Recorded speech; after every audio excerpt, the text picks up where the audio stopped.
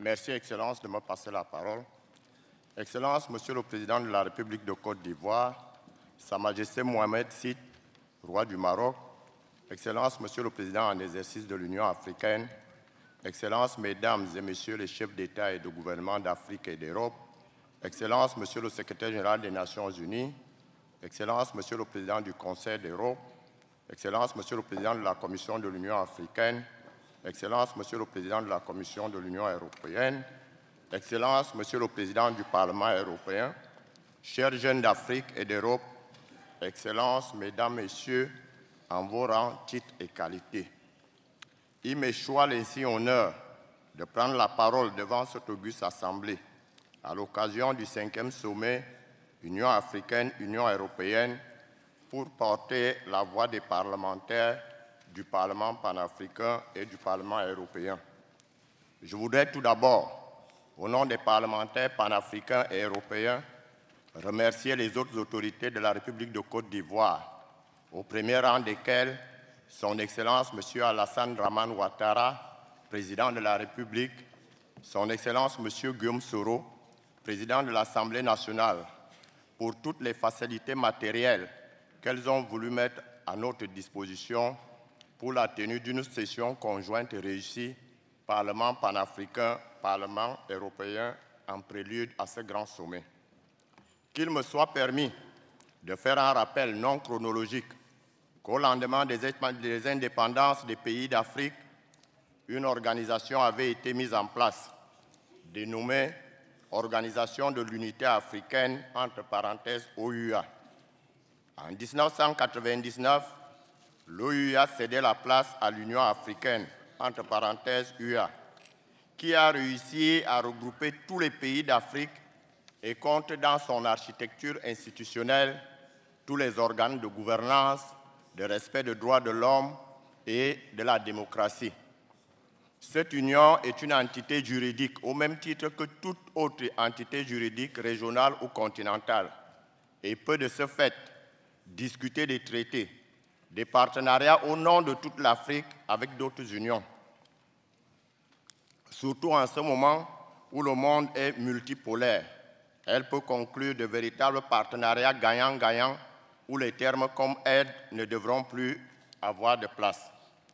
Les deux unions ont ensemble deux parlements, le Parlement panafricain et le Parlement européen, qui peuvent jouer le rôle qui est le leur. Le Parlement européen, Parlement des peuples d'Europe, le Parlement panafricain, Parlement des peuples d'Afrique, assure les fonctions législatives de contrôle et de l'état de droit.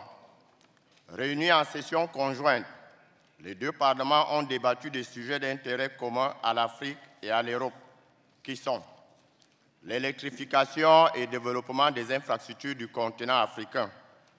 L'électrification est la base d'un développement futur de l'Afrique. 2. Les changements climatiques. Nous avons appelé les pays européens à appliquer l'accord de Paris. Cet accord qui doit honorer les objectifs de développement durable des Nations Unies et de l'agenda 2063 de l'Union africaine. 3. La jeunesse.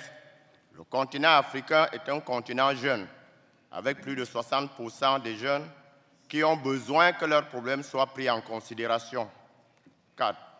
L'égalité des sexes et l'autonomisation de la femme. Les femmes et les filles représentent un peu plus de la moitié de la population mondiale. Cependant, leur statut social, économique et politique demeure inférieur à celui des hommes et des garçons. Il faut rétablir l'équilibre de chances pour tous. 5. La migration. 6. La paix et la sécurité. 7. Les ressources naturelles et environnement. 8. L'agriculture. 9. Le développement humain. 10. Le commerce et investissement.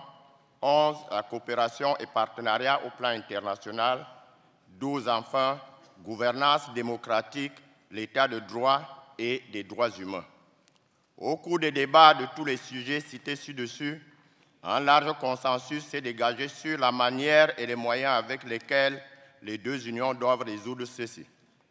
À la veille de la fin de l'accord de Cotonou 2020, un nouvel accord doit être conclu entre l'Union africaine et l'Union européenne, et les deux parlements se chargeront de l'application de celui-ci. Afin d'atteindre ces objectifs ambitieux, nous renforcerons le dialogue politique par la coopération interparlementaire, qui est essentielle à un partenariat renouvelé entre l'Union africaine et l'Union européenne.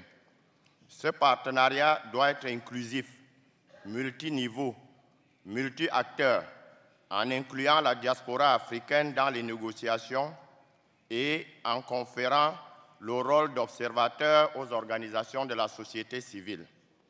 Nous appelons à une revue périodique des engagements pris et notre volonté de contribuer à ce processus au travers d'un contrôle parlementaire accru. À la fin des travaux de la session conjointe, nous, parlementaires du Parlement panafricain et du Parlement européen, avons adopté deux importants documents annexés à ce discours. Le premier document, baptisé « Appel d'Abidjan », appelle les chefs d'État d'Afrique et d'Europe à se pencher dans la mesure des moyens disponibles aux priorités de nos deux unions dont l'urgence porte sur la jeunesse africaine. 2. La déclaration des parlementaires qui peut servir de cadre de discussion dans les prochaines négociations d'un accord post-Cotonou entre l'Union africaine et l'Union européenne. L'Afrique et l'Europe sont deux continents liés par l'histoire.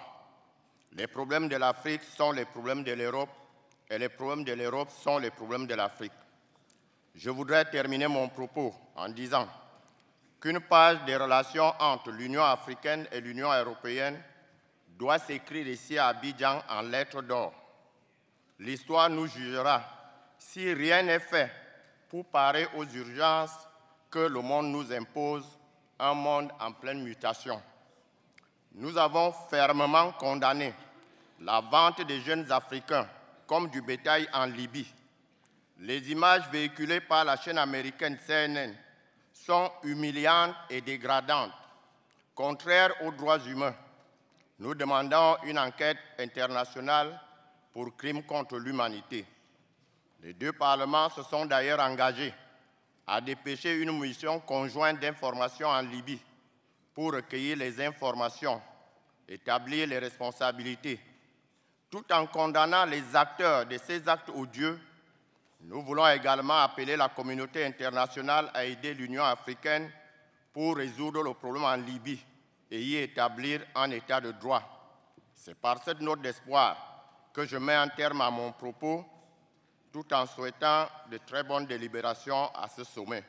Vive la coopération internationale, vive l'Union africaine, vive l'Afrique, vive l'Europe. Je vous remercie.